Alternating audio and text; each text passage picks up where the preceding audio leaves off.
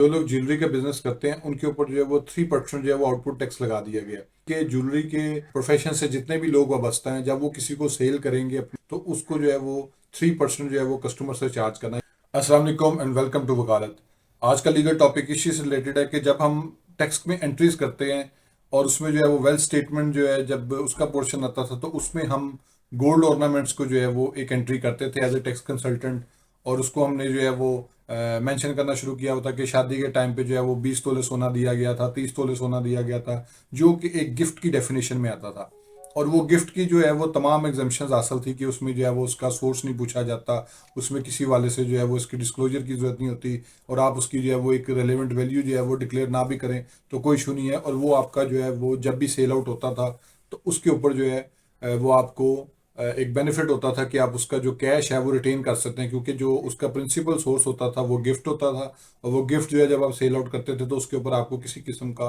कोई टैक्स पे नहीं करना पड़ता था। लेकिन अब उसके अंदर जो है वो सिनेरियो चेंज हो गया है, और वो सिनेरियो में क्या चेंजिंग आई है वो आज मैं आपको अपनी वीडियो में बताऊंगा। अपनी वीडियो शुरू करने से पहले मैं आपसे रिक्वेस्ट करूंगा मेरे फेसबुक पेज को लाइक करें, यूट्यूब चैनल को सब्सक्राइब करें, ताकि लीगल इश्यूज़ के ऊपर इसी तरह मैं आपसे डिस्कस करता रहूँ। अब आ जाते हैं अपने असल टॉपिक की तरफ के गोल्ड ऑर्नामेंट्स जो शादी के टाइम पे तोहफे तहफ की फॉर्म में दिए जाते हैं उसकी जो है वो वेल्थ स्टेटमेंट में किस तरीके से एंट्री की जाए।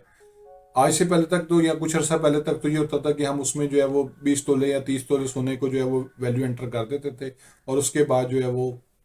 हम उसको जो है वो जीरो वैल्यू डिक्लेयर कर देते थे। और जब कल को वो सेल आउट होता था हम उसका कैश इनफ्लो शो कर देते थे कि ये जो गोल्ड ऑर्नामेंट से शादी के टाइम पे गिफ्ट की फॉर्म में आए थे वो हमने जो है वो सेल आउट कर दिए। और उसके बाद जो है वो हमने जो है वो इसकी जो अमाउंट है वो वाइट मनी के तौर पे उसको यूटिलाइज कर देते थे। लेकिन अब इसमें चूंकि जो जो लोग ज्वेलरी का बिजनेस करते हैं उनके ऊपर जो है वो 3% जो है वो आउटपुट टैक्स लगा दिया गया। यानी कि ज्वेलरी के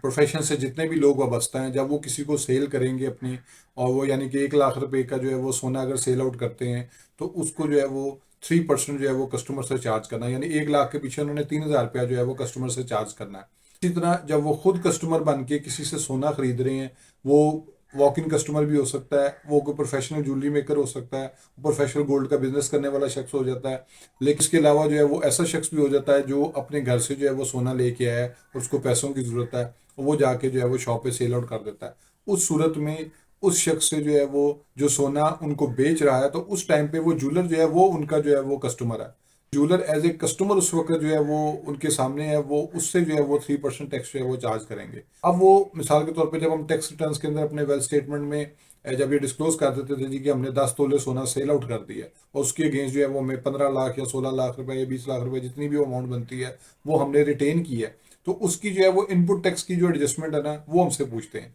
अब वो ये है कि यानी कि एक शख्स जो सोना बेचने गया तो वो एज ए सेलर है, और वो सेलर के तौर पे जब सेल्स कर रहा है तो उसके बिल के अंदर एडजस्टमेंट होनी चाहिए कि जिस शख्स को उसने सेल किया आया उसने उस शख्स से जो है वो 3% टैक्स डिडक्ट किया या नहीं किया। बेशक अगर उसके पास वो सारा सोना जो है वो एज ए गिफ्ट अमाउंट भी है, लेकिन जो उसकी अमाउंट उसके बाद रिसीव हो रही है उसके ऊपर उसने सेल्स टैक्स जो है वो एडजस्ट किया या नहीं किया, उसके बारे में जो है वो उससे क्वेश्चनिंग होगी। इसलिए हम इसको जब सेल की पॉइंट ऑफ व्यू से लेके जाते हैं तो अब हम गिफ्ट की जो एंट्रीज हैं वो इस साल से जो है 2023 की जो फिजिकल ईयर है उसमें जो वेल्थ स्टेटमेंट में जब एंट्रीज कर रहे हैं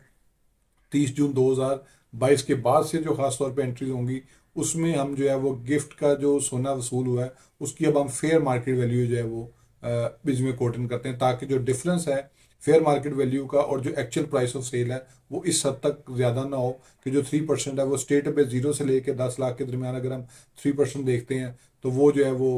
10 लाख पे 30,000 रुपया बन जाता है। लेकिन अगर वो सोना